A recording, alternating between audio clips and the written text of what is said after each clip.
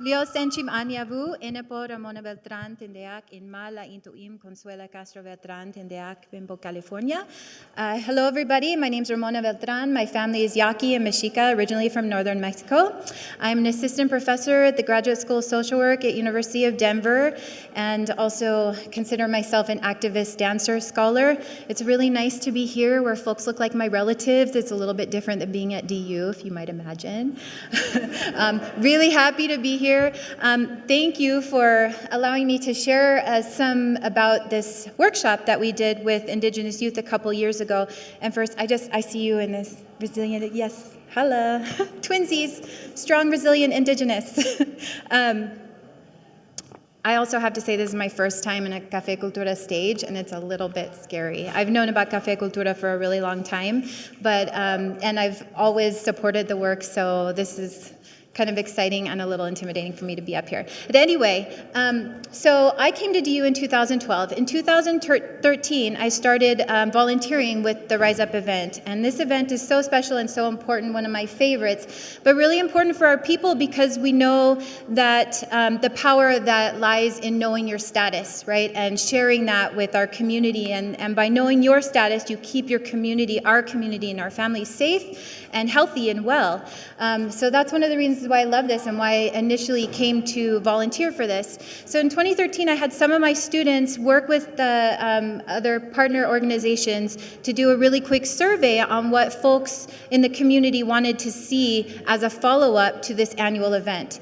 And what we got out of the survey was that folks wanted to see some programming specific for youth so that youth could then take on some leadership and teach other youth, do a peer education kind of program around HIV prevention.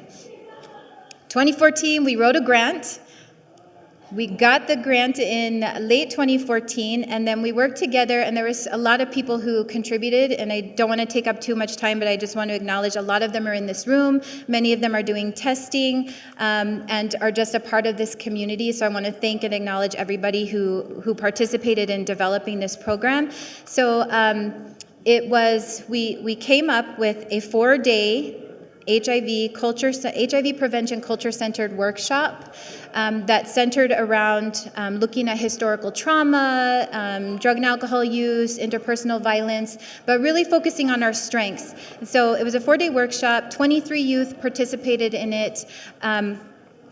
And some of the results are really exciting. You have a handout in your program, if you got a program, that has some of the most salient results, but I just want to tell you a couple that I think are really important in terms of why it is that we need to continue doing this work. So for example, 50% of the 23 young people that came to the workshop didn't know that you can't get HIV from a mosquito bite.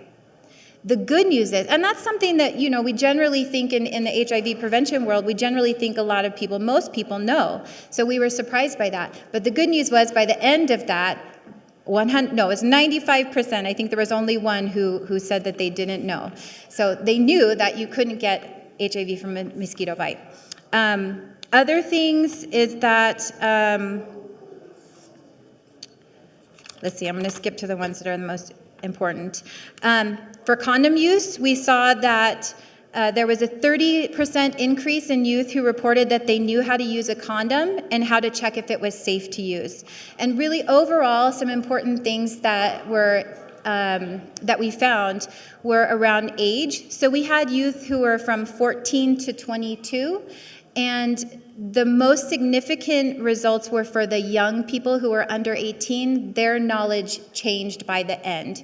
And so what we think about that is that it really means a lot to have peer mentorship and have mentorship from folks who are a little bit older, influencing the learning of the younger people. So that's really important. And then one last thing I just want to share with you is around cultural identity. So a big piece of what we did in the workshop was to really focus on cultural identity and how our Indigenous peoples think about gender identity, sexuality, gender expression, health and wellness. And what we found by the end was that a lot of youth really had their gender identities, sexualities indigenized. Same thing with racial, ethnic, and cultural identities were more indigenized. And for example, folks who came in identifying as Mexican or Latino in the beginning, towards the end, identified more as Indigenous as well as Mexican or Latino. So I just want to share just a couple quotes from the youth, and I wish that there were youth here who could share with you their experience. But one thing that we know about culture and identity is that the more that we know about our culture, the more pride that we have in our culture, the better off we are in terms of our health, our wellness, our educational outcomes, and that kind of thing. So just share with you one quick quote.